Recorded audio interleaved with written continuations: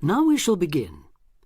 You should answer the questions as you listen because you will not hear the recording a second time. Listen carefully and answer questions 1 to 6. Homestay Language Learning, Lisa McDowell here. How can I help you? Hello, my name's Dan, Hello, Dan. and I'm going to be living with a family in Edinburgh for 3 months, so I'd like some advice on what to bring with me. I'm flying in via Singapore on the 15th. Right. Well, perhaps most important of all are your documents. Vaccination certificate, sponsor's letter, and the certifying letter from us for immigration. Yes, I've got all those in order, I think. What I'm really wondering about are money and clothes and things for my room. Personal effects, in other words. OK, let's start with cash. You'll already have money in your bank account here, of course, but make sure when you get here you have some cash on you. Pounds, that is, not euros or dollars. How much do you suggest? I'd say 50 as an absolute minimum. OK. Now, the next thing is which clothes to bring. What do you think? Well, as I'm sure you know, it can get pretty cold here, so you will need some warm clothing. There are shops near here that sell winter clothes quite cheaply, so you really don't need to bring much. Do make sure, though, that you have at least one thick sweater and a jacket with you when you arrive here. The temperature's likely to be a lot lower than in Singapore. Thanks for the warning. Now, something else I'm not sure about is whether to bring my computer. It's a laptop, so it won't take up much room. 2 problems. Firstly, it might not be compatible with the electricity supply in this country. And secondly, there's a risk of it getting broken in transit. Someone travelling here had hers smashed only last month. But surely I can carry it as hand luggage. Usually, yes, but because of all the tight security right now, you may have to check it in. So my advice is to leave yours at home. OK, I think I will. Is there anything else you'd advise against bringing? Well, you won't need household or cooking things. They'll all be provided. And importing food, of course, isn't allowed by customs, though I imagine you already knew that. Well, yes. But there are 1 or 2 things I'd suggest you find room for in your suitcase. Yes? Perhaps a few of your favourite cassettes or compact discs. Of course, you might be able to find them in the shops here, but then again, you might not. That's a good idea. Anything else? Yes, some photographs of people and places that are special to you could be nice. They can really make your room feel like home. It's just a thought. I'll see if I've got a few good ones. Before you hear the rest of the conversation, you have some time to look at questions 7 to 10.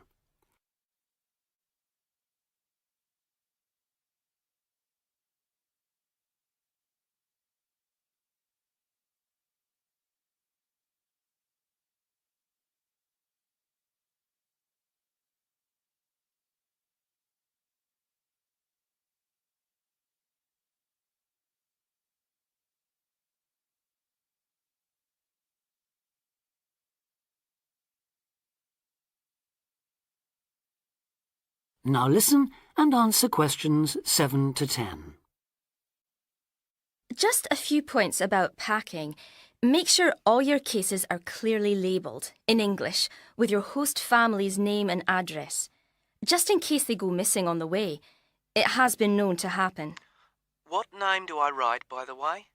It's Wark. Lewis and Amy Wark. So that's W-A-L-K? It's actually W-A-R-K. But we'll be posting full details to you later this week. Right, fine. And I'd better put some essentials in my hand luggage, enough for a night or two in case, as you say, anything happens to my main cases. Yes, I'd recommend a change of t-shirt and socks and so on, plus any medication you may need, and a toothbrush, of course. And my tights. Your tights? Yes, for the flight. Wearing them helps prevent deep vein thrombosis when you're flying long distances, not getting any exercise. Oh, yes, I've heard about that. Now, talking about exercise, there's one last thing. When you've packed your baggage, check you can carry it, all of it, at least 500 metres without any help. You may have to do that. Okay. Well, thanks for all your help. You've cleared up a lot of points. Oh, you're welcome. Have a safe journey, and we'll look forward to seeing you next month. Bye. Bye.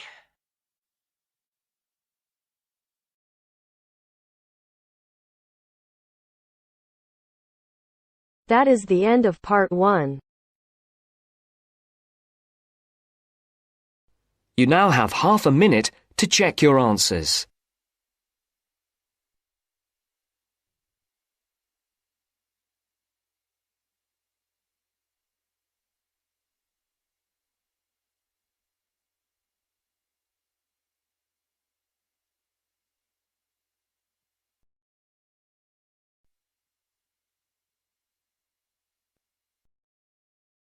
Now turns to part 2.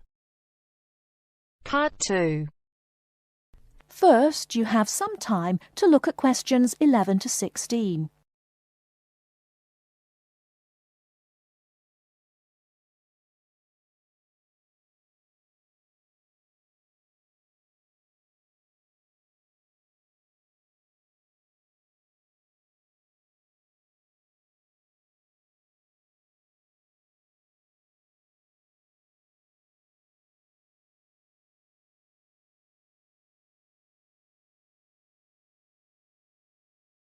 Now, listen carefully and answer questions 11 to 16.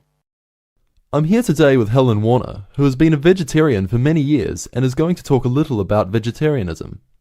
Helen, the concept of vegetarianism seems to have interested a number of our listeners who have sent in some questions. To begin, what made you want to become a vegetarian?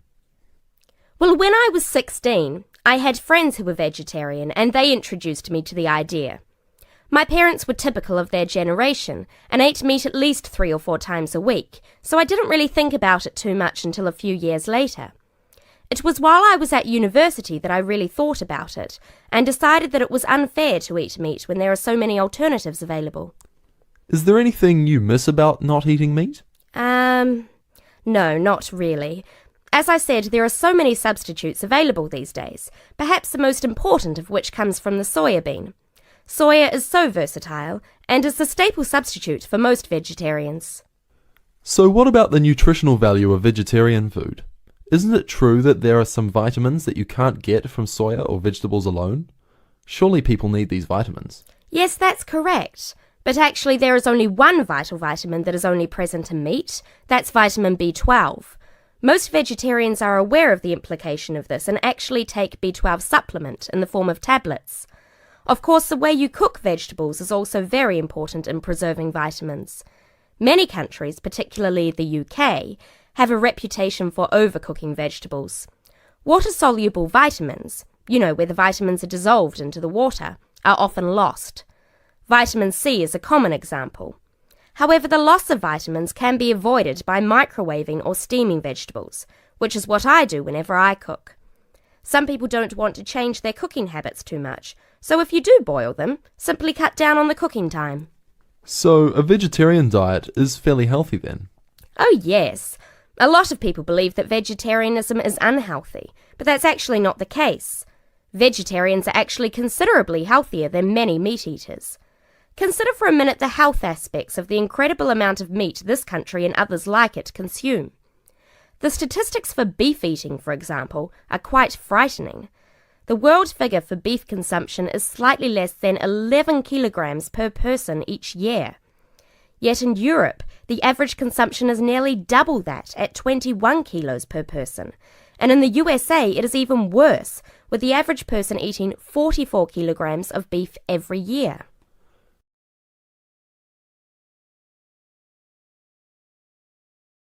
Before you hear the rest of the talk, you have some time to look at questions 17 to 20.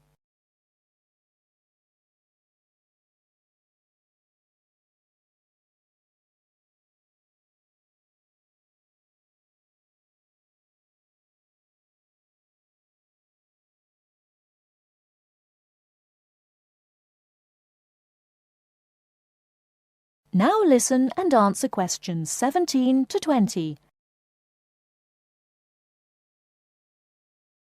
So are you suggesting that people stop eating meat altogether and everyone adopts a vegetarian lifestyle? No, not at all. Even in the healthiest diets, there is still a place for meat, but it should be eaten in moderation. Many nutritionists think of foods in terms of a pyramid, with the foods we can eat relatively freely at the bottom and the foods we should carefully restrict at the top. The majority of our diet should be composed of cereals, which would go on the bottom row of the pyramid. In this category could also be included such things as rice and pasta. Next, a good diet is followed by a roughly equal amount of vegetables and fruit. I have at least 2 servings a day of fruit and vegetables whenever possible. In decreasing quantities, you can then eat dairy foods, eggs, cheese, etc. Almost at the top of the food pyramid comes fish, carefully prepared of course, not dripping in oil or batter, and white meat. Chicken, for example, is a comparatively healthy meat, but again, a lot of this comes down to preparation methods. Right at the top of the pyramid come the ingredients of far too many Western meals, red meat and potatoes. It is particularly in that area that I would suggest moderation. Well, thank you very much, Helen. I'm sure that a lot of listeners are interested in your views. How could they find out more about the health benefits of vegetarian options? Well, there are lots of websites and books on healthy eating and vegetarianism, but it is always important to remember to consult your doctor before making any radical changes to your diet or lifestyle.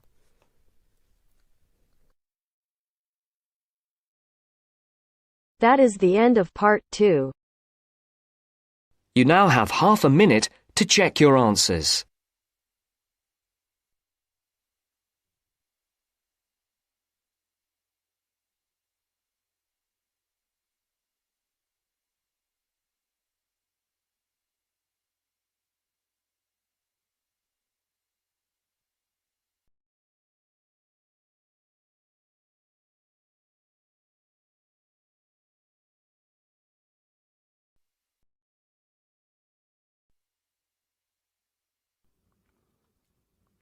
Now turn to Section 3. Section 3. You will hear a discussion between 2 students and their tutor. First, you have some time to look at questions 21 to 25.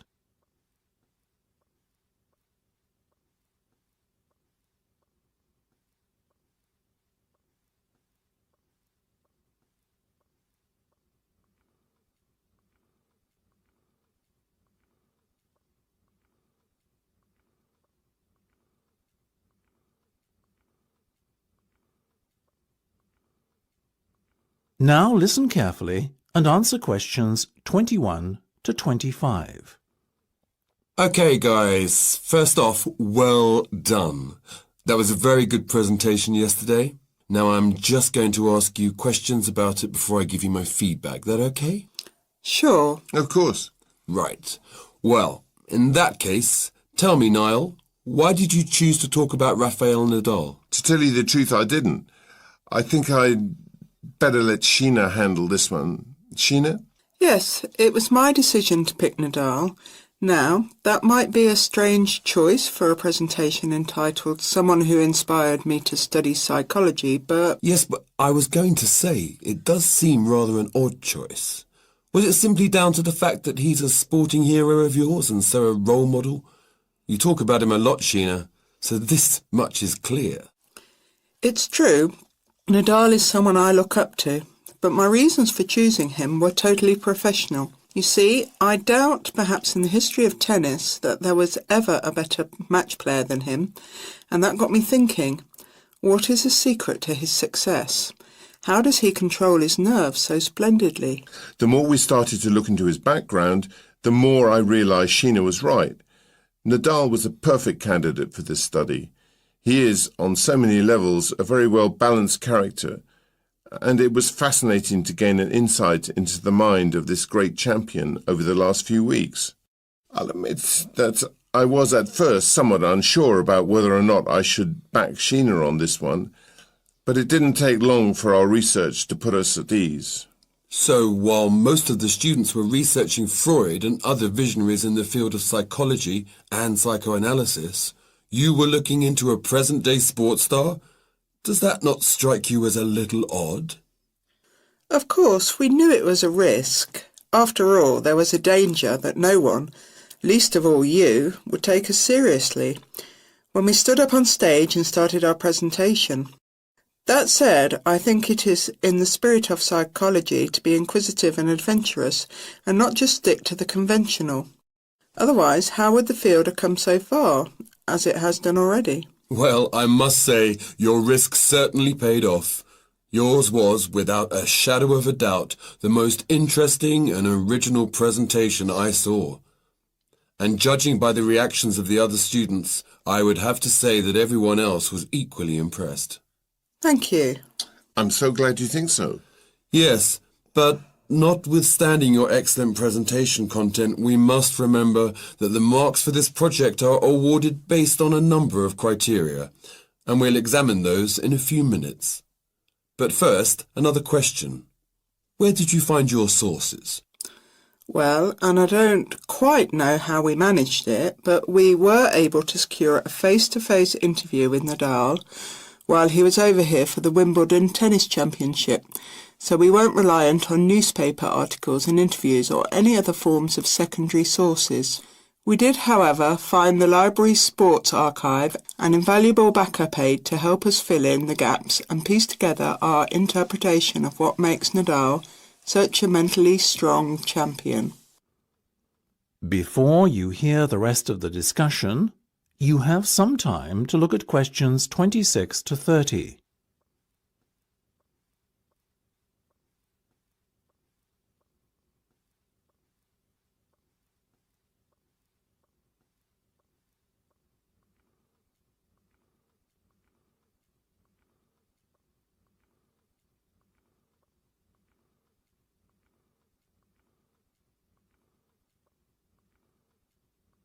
Now listen and answer questions 26 to 30. Okay, well, as I said, congratulations again for your excellent work. Now it's time for my feedback. The first area where marks were awarded is in your use of equipment. I felt that had you not been a little too reliant on the overhead projector, and had you, for example, used the interactive whiteboard and audio equipment a little more effectively, you would have received top marks in this section. As things stand, though, your use of equipment was still very satisfactory. It's just a shame as it was an opportunity missed to score full points. The next area I was asked to assess is content. As you might have guessed, I simply can't fault you on that. Highly original work, so well done. As for your timing, I felt that the two of you were a little too over-rehearsed, so the presentation felt, at times, a little robotic. That said, again, it was very satisfactory, and you would get full points for effort.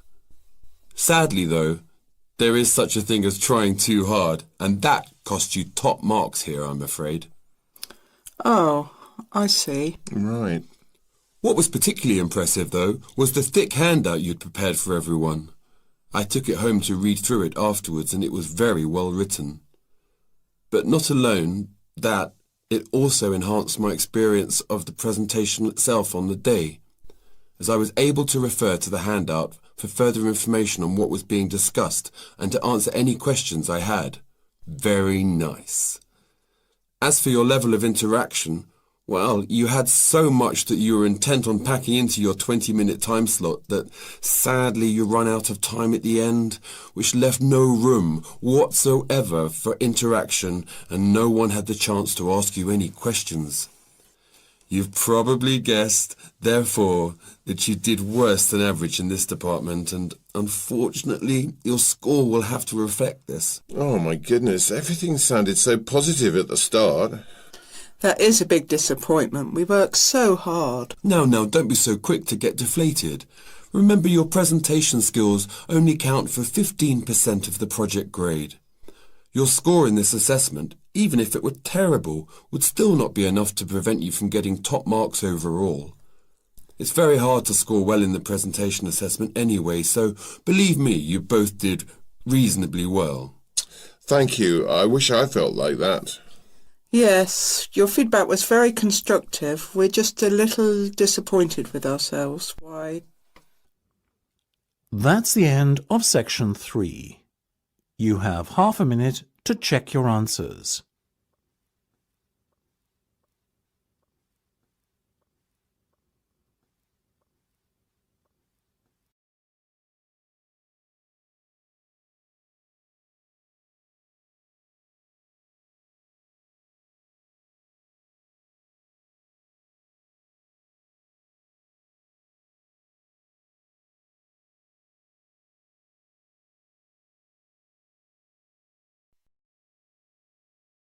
Now turns to part 4. Part 4. 9. Listen to the second part of our lecture. As you listen, complete the notes below. First, you have some time to look at questions 31 to 40.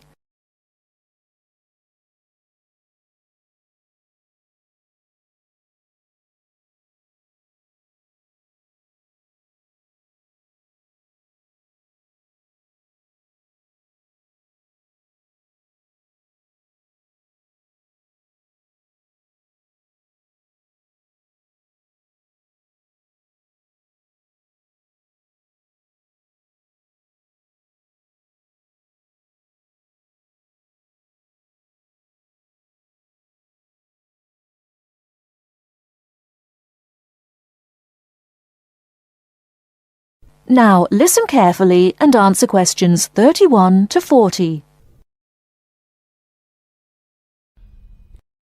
Riverdance is not just an expression of self-confidence, a kind of culturally interesting pop song. It tells the story of a people through song and dance. It tells the story of the people whose spirit was broken by an event which occurred in the middle of the last century, but continued to affect the society until 1961, the Great Famine. What is a famine? In 1840, the official population of Ireland was 8 million. They were largely poor and living in the countryside. They were beginning to have an interest in independence, and perhaps had things been different, Ireland might have been independent much earlier.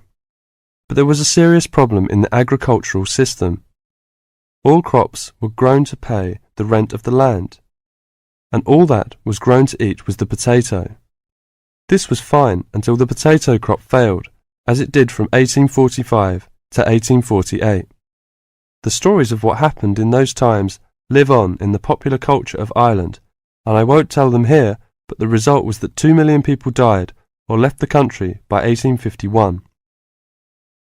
When you realise that the population continued to go down until 1961, you can realise what a disastrous effect this famine had on the people.